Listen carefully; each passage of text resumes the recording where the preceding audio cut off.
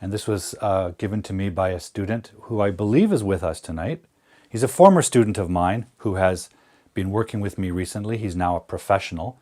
And he sent me a very interesting question that we're going to look at tonight. So, if you're ready, here is our English Mystery of the Week.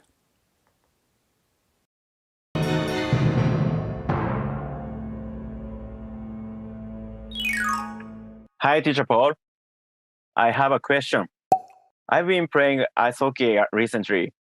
Then I went up with my friend to have a conversation.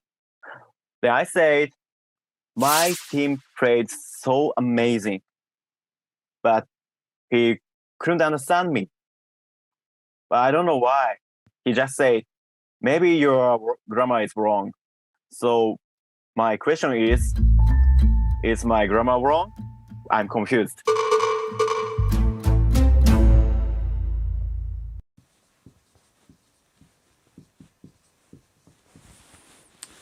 Okay, thank you, Yusuke, for that question.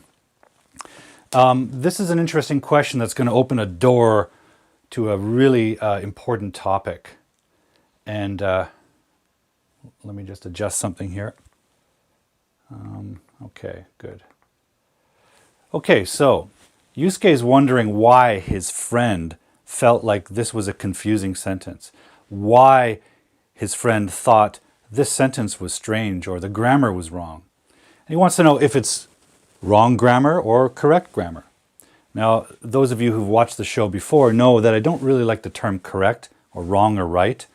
What's really essential with grammar is that you're communicating the meaning accurately, the meaning that you think, the meaning of your idea. The important thing is to use the grammar that conveys precisely as precisely as possible the meaning that you're thinking. Okay? It's not really a question of getting it correct according to a test or a quiz or a standard even. It's about using the grammar to convey meaning. That's our goal. So we have to think about something here. We have to think about what is the meaning that's trying to be communicated here. Well, I think when Yusuke said this, he was talking about his experience with his team. Let's investigate. When we have a sentence like this, I always like to point out the basic parts, the essential elements. And sometimes that's parts of speech, sometimes that's grammatical forms. Let's identify the subject first. This has a very clear subject, my team. Okay, that's a noun. It's a subject. It also has a very clear verb, right? Played, and it's past tense. Oh, we have someone joining us, longtime fan of the show, Wako from Japan. Welcome to the show, Wako. We've just started investigating our question of the day, which is, why was this sentence considered incorrect? Okay, so we have our subject, we have a past tense verb, and we have this other part here. We have to think about what comes after a verb, because there are a lot of choices, okay? So what I'm going to do is I'm going to erase this word and think about what's possible here, okay? Look at this clause. We have a clause here, and a clause is made of a subject and a verb. That's one element of a clause. The other element is not related to words, it's related to semantics or meaning. A clause needs a subject and a verb, and it has to communicate a complete idea. Okay? So let's test it. Could you just say that? My team played. Yeah, that's a complete idea. It's simple, it's small, it's short, it's not very descriptive, but it's a complete idea. Now, if you said that, you might have questions, right? You might have questions. For example, my team played. Well, your team played what? If you have a what question, well, the word that comes after the verb is probably going to be a noun, because what is a question that nouns answer? What is in my hand? A pen, right? What am I wearing? A jacket. So if you're wondering, my team played what? Well, the answer is going to be a noun, My team played hockey, right? That's a subject-verb-object structure. Now, that's not the sentence that Yusuke said in his exchange with his friend, but I just want to point out what's possible after the verb. And what comes after the verb usually answers a question the verb raises for us. My team played. Played what? Hockey. Okay. But when Yusuke said this to his friend already knew he had been playing hockey. He'd been talking about his team and his new hobby. So the friend doesn't wonder what he played. And Yusuke wasn't trying to communicate that. Yusuke was trying to communicate about the verb, information about the verb, right? He was trying to communicate an answer to a question like how. So if you said, my team played, a listener or a reader, if it's written, might wonder, your team played. How did they play? The answer to a how question is an adverb. If you're wondering how they played, first of all, how they played, that means the verb is making you wonder. We played. How? In what way? Well, the answer to that question is going to be an adverb. Okay? An adverb answers the question how. So we can put an adverb here. Okay. Let's go to the dictionary. A lot of students don't like dictionaries, right? It's a lot of reading, a lot of words. It's overwhelming and a little bit intimidating. But I'm a teacher and I love dictionaries because I think there's a lot of information in dictionaries that is helpful to any learner of a language, including a teacher. Dictionary tells us not just the definition of a word, it tells us the part of speech of a word, whether a noun is countable or uncountable. It even has the phonetic pronunciation, usually. We can learn a lot by looking at the dictionary. So, my team played amazing. That was the word that Yusuke used. And we want to know, how did he play? Adverb. So let's see if we have an adverb. Well, there's the word amazing with an excerpt from the Oxford English Learner's Dictionary. It says, amazing is an adjective, not an adverb. What does it mean? It means something causing great surprise or wonder, especially in a way that you like or admire. So, surprise or a wonder in a good way, right? And I think that was Yusuke's meaning. His team played in an amazing way. But this is an adjective. It's not an adverb, and we're looking for an adverb. If we go to the dictionary, and dictionaries also give us the different forms of the word, if there's a noun and a verb and an adjective form, here's the adverb form. The adverb form is amazingly. And by the way, you'll notice it ends with ly. And most learners are familiar with this form. When a word ends with ly, it's usually an adverb. Not always, but usually. And not all adverbs end with ly. That's a myth. A word like yesterday is an adverb, guys. Yesterday, because it tells us when the team played. Yesterday, my team played. If you just said my team played, you might say when? Well, yesterday. So the question when gets answered with an adverb of time. So not all adverbs end with ly. Most adverbs of manner, how something happens, what way, end with ly. And this adverb is telling us how his team played. Team played amazingly. Okay? So actually, that's the word we want there. So in answer to Yusuke's friend's question, who thought this was incorrect grammar, he was accurate. He was right. I want to say hello to teacher Yenny, who just joined us. So my team played amazingly is the word we want. Why? Because amazingly is an adverb, which answers the question how we played. So it's clearly modifying the verb, right? My team played amazingly. My team played happily. My team played greatly. Or the one that always gets people, my team played well. Well is an adverb, not good. Good is an adjective. So if you want to describe how they played, you want an adverb. Now, Yusuke should not be upset that he made this error.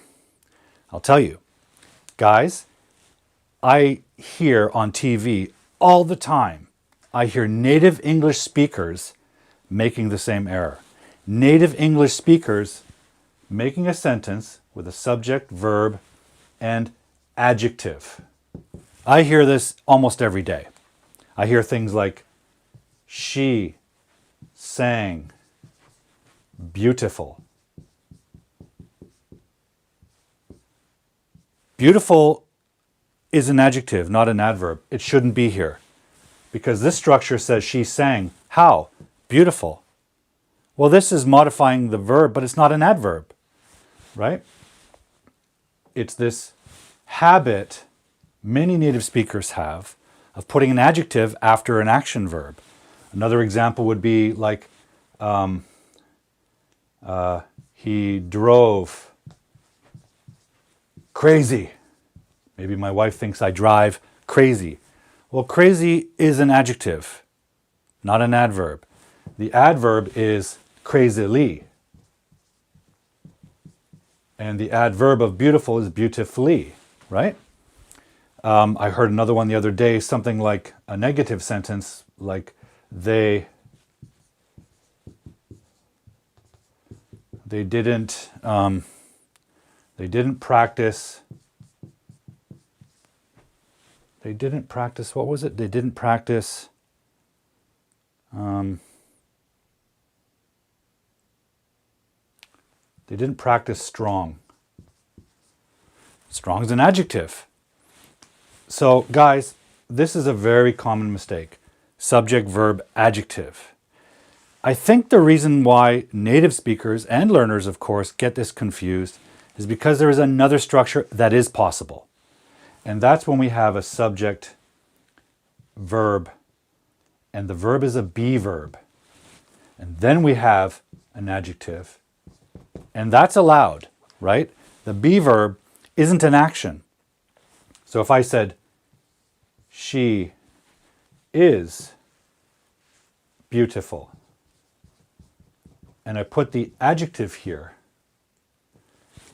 it's not describing the verb. Beautiful doesn't describe the verb. Beautiful describes the subject. She is beautiful. She is happy. She is nice. All those adjectives can be there after a be verb. And there's a couple of other verbs that can be there. Another couple of examples would be she looks beautiful. She seems. She feels. Right? Usually perception verbs that describe sensory perception. Sight, hearing. She sounds beautiful. Hearing, taste, smell. She smells beautiful. It's possible. Perception verbs and the be verb. Because they take the adjective and point back to the subject. But an action verb creates the expectation that the word that comes after it is going to modify it's the action. So it's a common mistake that native speakers and learners, but native speakers do this all the time. And it's because this is allowed.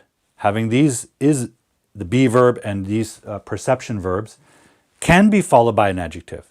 But I think they take that rule, that structure, and apply it to all verbs. But it doesn't work with action verbs. Okay?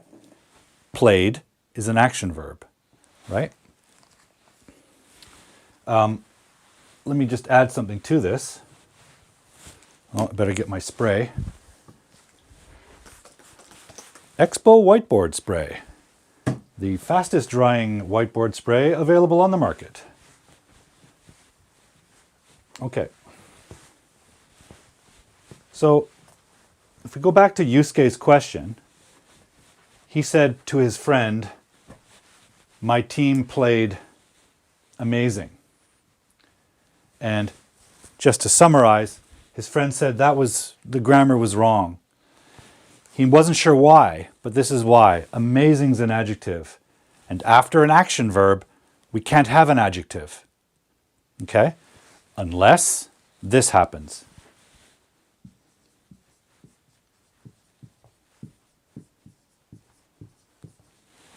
Remember I said before, if you have a clause like this, my team played, the verb makes us think of questions. Played what? Played how? Played when? What is answered by nouns? Like I said, what do I have in my hand? Well, an object, a noun. What am I wearing? A jacket. So we can answer the question what with an object. Okay? We can answer the question how with an adverb, which is the correct answer here. But remember, when your brain reads or hears a sentence, it does this quickly, but it's really looking at each word one at a time. My team played. And each word goes into your brain and creates an expectation of what the next verb, the next word will be. So for example, when your brain sees my team played, it's expecting a certain group of words here and not expecting others. It's expecting an adverb. My team played amazingly. That would be good. And if it doesn't get that, if it gets an adjective, feels strange. But there are other possibilities. It is possible to say, my team played amazing. Adjective. So we have the structure subject, verb, adjective. This is possible, but the moment your brain picks this up, now it expects a noun. Why? You guys know why. Adjectives go before nouns. Right? So if you hear or see an adjective in this position, it creates an expectation that there's a noun coming. Right? If I say to you guys, look, there's a blue, you're expecting something. Look, there's a yellow, you're expecting something. Yellow rabbit. Right? Look, there's a green. Green's an adjective. You're expecting a noun. How about there's a green cloth. Green cloth. Cloth is a noun. So an adjective creates an expectation of a noun. This is possible. You could say, my team played amazing game.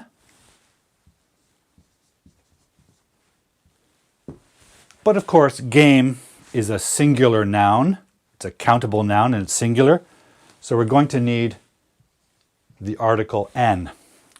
Now we have a good sentence. My team played an amazing, oh, it's an adjective, here comes a noun, game. That structure is possible. My team played an amazing game, a beautiful game, a good game, a happy game, I don't know. All kinds of adjectives are possible, right? A strong game. If you put the adverb here, there's no such expectation of something after it because the adverb is pointing our thinking backwards to the verb. Okay? So, Yusuke, to summarize, the correct or most accurate, okay, that's a better way to think of it. The most accurate sentence would be, my team played amazingly, right? Or well. My team played an amazing game. That would work. So there's kind of two choices here. All right? Give me a moment, guys. I'm just going to jump over to the comments, see if I've missed some.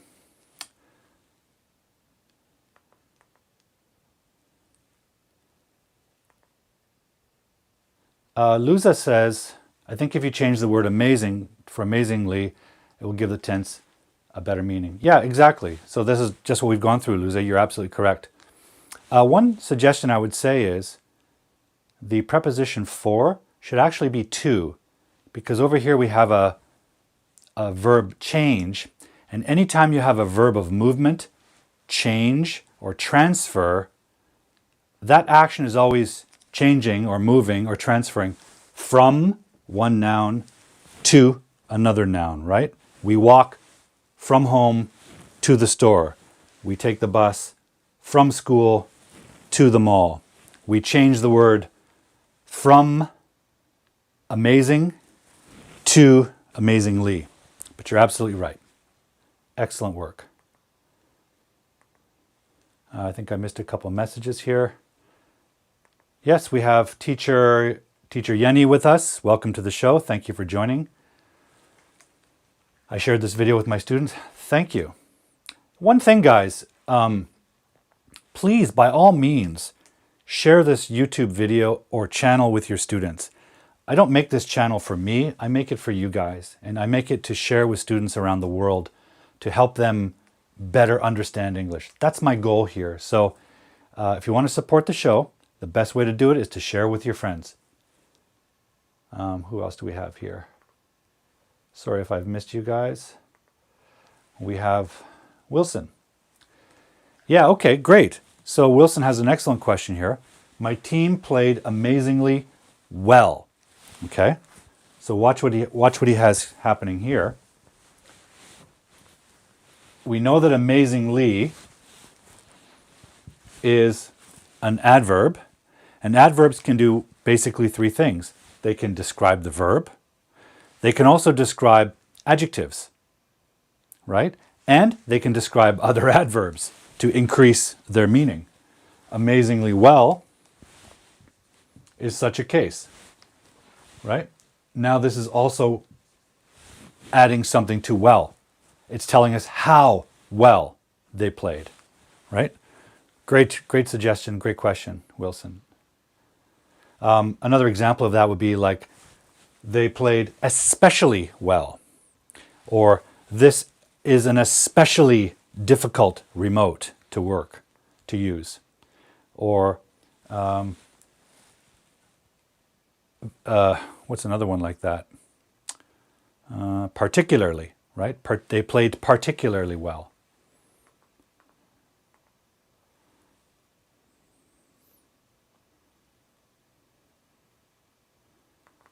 Okay, good. So I'm going to go back to a question that was asked earlier, which I believe is related to this topic.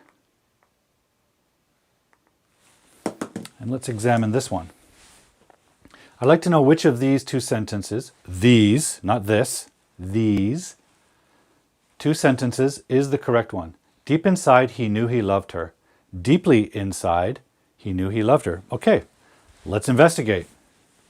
I'm going to clear the board of Yusuke's question. And by the way, guys, I really appreciate Yusuke sending me the video clip of his question. And that opportunity is open for everyone. I want you guys to think about what your English mystery is, what your English question is, and, record a selfie video like Yusuke did and send me the video. I'm all over social media. You can connect a number of ways. Send me your video clip and I'll build the show around it.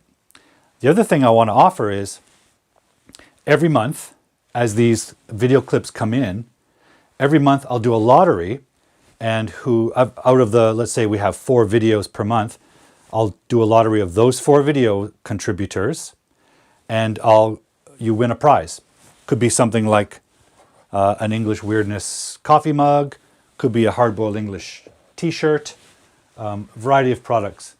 I've also got some products like smartphone cases with the Hard-Boiled English logo on it. So please send me your questions so I can build the show around it. And as you saw with Yusuke's question, I incorporate a little video clip into it just to make it fit our style. Okay, let's look at these two sentences closely.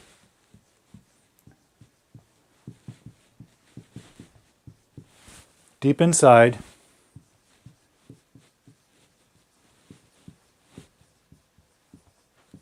he knew he loved her. Deeply inside, he knew he loved her. Okay, good.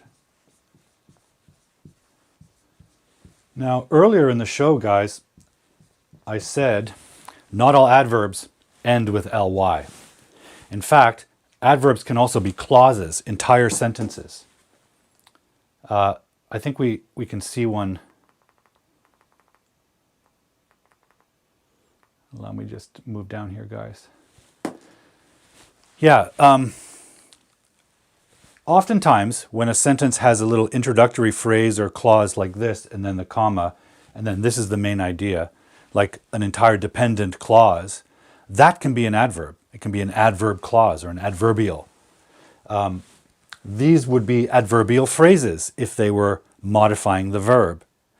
The question is, when we look at these two phrases, we have to ask, what are they describing? So let's go over to the main sentence, the independent clause, the main clause, identify the parts. We have a clear subject, we have a clear verb, and then we have a noun clause here, right? It's kind of implying that we have a relative clause, that here. He knew that he loved her. And this whole clause is the object. It's a clause with its own subject, its own verb, but it's acting like a noun.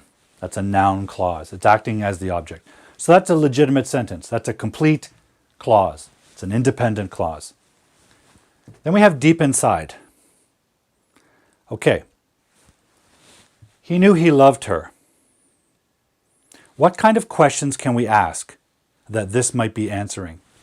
He knew he loved her. How? Well, an adverb would give us the how information. He knew he loved her strongly, beautifully, deeply. Deeply is the adverb. Let's make a note of that. Deeply is the adverb. Deep is an adjective. That's going to help. Sorry if you can't see that. There's deep adjective. So he knew he loved her. How? Deeply would answer how. So if the sentence said deeply, he knew he loved her, or he knew he loved her deeply, that would be the adverb. It would be modifying how he loved her. But we have deep inside. We have an adjective, right? Deep inside. This is an adjective. This is basically a preposition.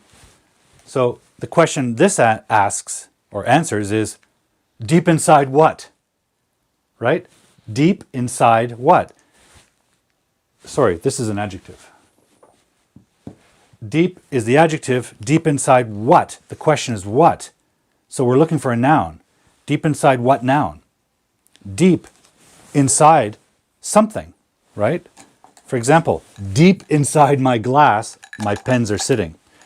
Deep inside the ocean, deep inside describes the ocean. So deep inside has to be describing a noun. Which noun? Deep inside what in this sentence? Deep inside love? No. Deep inside him. This adjective phrase is describing the subject. Deep inside his heart, deep inside his soul, deep inside his spirit, right? This is an adjective describing the subject. Perfectly legitimate, okay? Look at this sentence. Deeply is the adverb. Well, if that's the case, what verb is it describing? Well, we only have two verbs, knew and loved. So let's test it.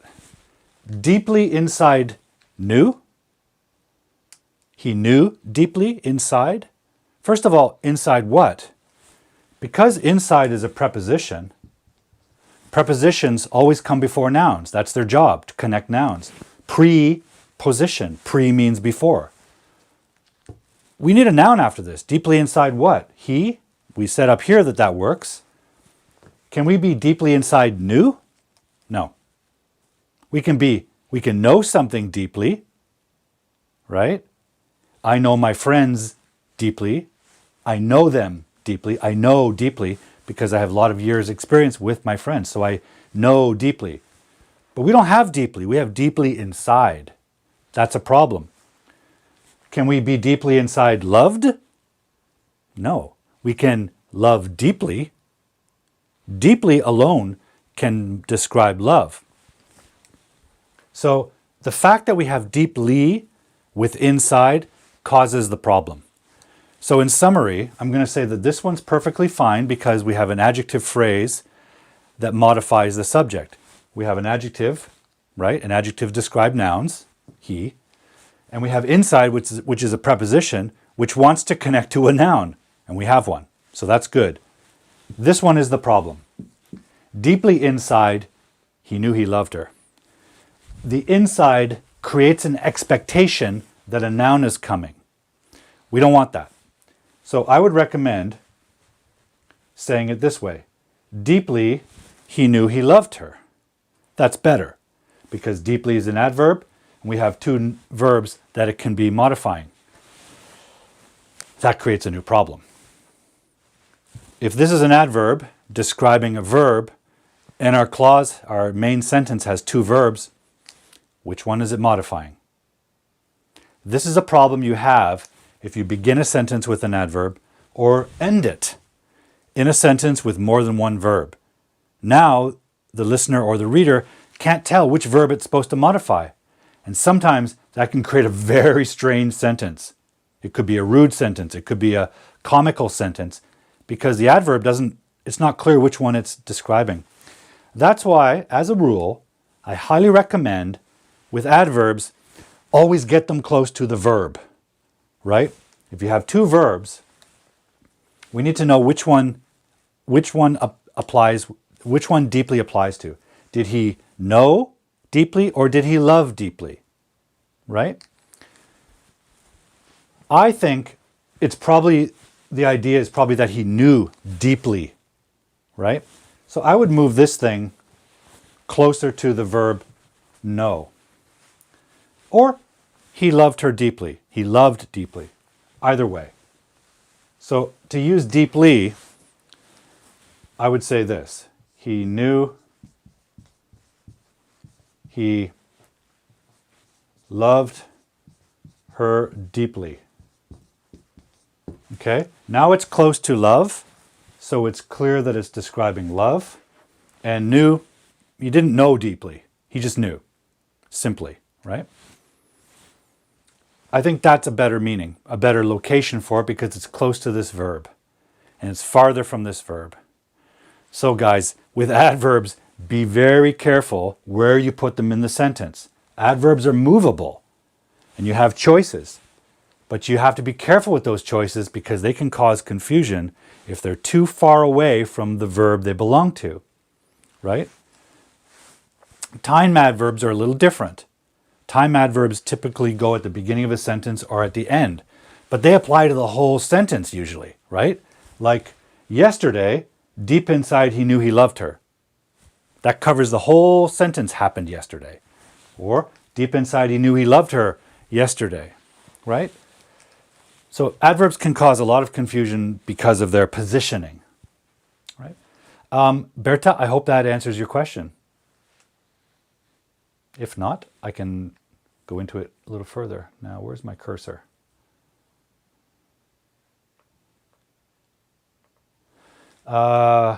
Eric's with us, Eric Oscar Wesh. He is the host of the YouTube channel Adjectives. He's been on this show before. He's an excellent teacher. He teaches young folks in Korea, and his channel focuses on teaching teachers tips, techniques, strategies for classroom teaching. So check out his channel, Etacud, E-T-A-C-U-D, which happens to be educate backwards. Thank you for joining the show, Eric. Always great to have you with us.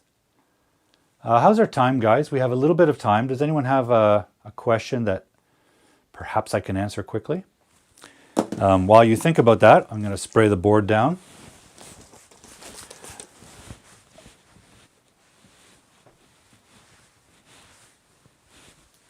Deep inside, I know you guys have questions. Deep inside my heart, deep inside my brain, I know you have questions. So don't be shy. If I don't have time to answer them on today's show, as you know, I will answer them on the next show.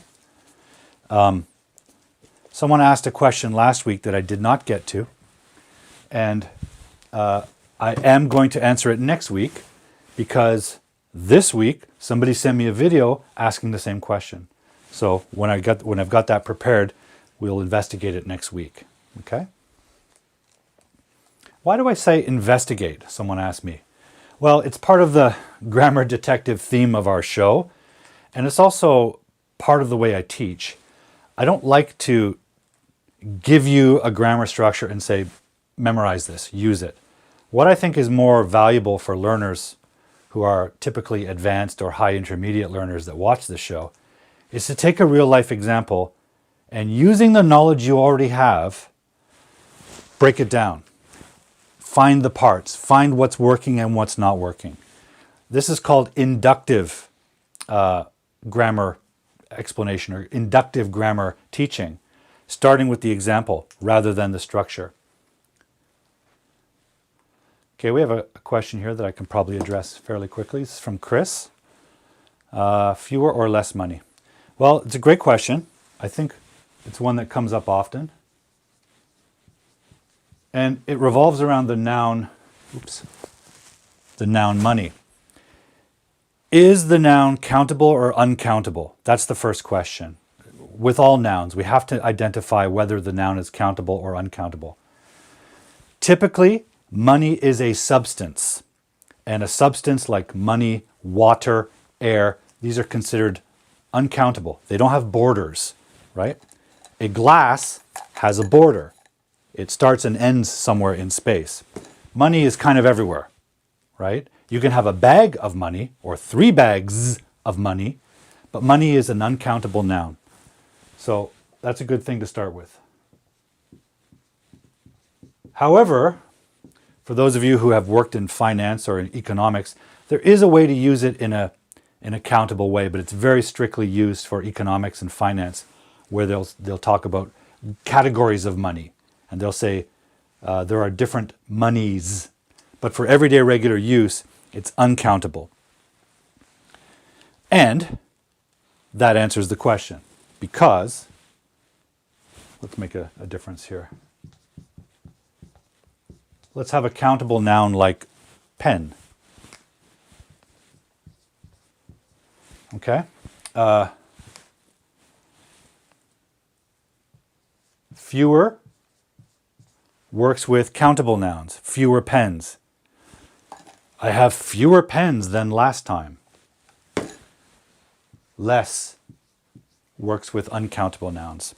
I have less money these days. I have less water than I started with. I have less rice than I did last week. I've been eating it.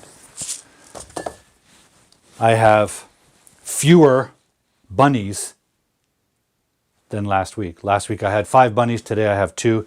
I have fewer bunnies. So Chris, that's really how that works. Less for uncountable nouns, fewer for countable nouns, right? Great question. Thank you very much. Some nouns, as you already know, I think, can switch, countable or uncountable, but it also creates different meanings, right? Money is one of them. In rare cases, specialized fields, it can be countable. Another one example is food. Food is generally a substance without borders. It's kind of everywhere. It's uncountable. But there is a way to talk about foods, meaning categories of food, like different types of gastronomy, different types of cuisine, the foods of the Middle East, the foods of Europe, the foods of East Asia, different categories of food. And the same with people, right? You've heard this before, I think. Peoples. That's talking about categories of people, typically cultural groups, right? The peoples of the world. It is possible. Some uncountable nouns can switch. One way to find out if they can do that is to check the dictionary, because the dictionary will always give you a noun, and then beside it will say count or uncount or both, right? Excellent question, Chris. Thank you. And Chris, it must be 4 a.m. where you are now in Belgium. So thank you for staying up with us, or getting up early, whichever the case is. I guess we're almost out of time, guys. So I think it's time for me to say thank you. Let me just summarize a couple of things. As always, you can find me on social media at any of these tags, at Hardboiled English, at The Grammar Detective, hashtag The Grammar Detective. Please check out my YouTube channel, The Grammar Detective. It used to be called Hardboiled English, but I decided to change it based on a suggestion by a new friend named Robin, Teacher Robin. Thank you, Robin, for that suggestion. I think it was astute, smart. So the YouTube channel is called The Grammar Detective. This show remains Hardboiled English Live with The Grammar Detective. If you're feeling generous, you can always support the show at buymeacoffee.com/hardboiled. You can contribute $5, $10, whatever. All of that money goes to the production cost of this show. I want this show to be free for my viewers, right? But it costs me a lot of money to produce it every week. Even though it's a simple show, software costs money, all that kind of thing. So anytime you feel generous, please consider supporting the show. If you don't, that's fine. It'll still be free for you next week. Okay? And I also am now hosting an online writing workshop. It's an online writing course. You can enroll at www.writingworkshop.thinkific.com. And it's available for a very low price because it's not complete. I'm still building it. It should be done soon, but everything in my life moves very slowly because I'm quite busy.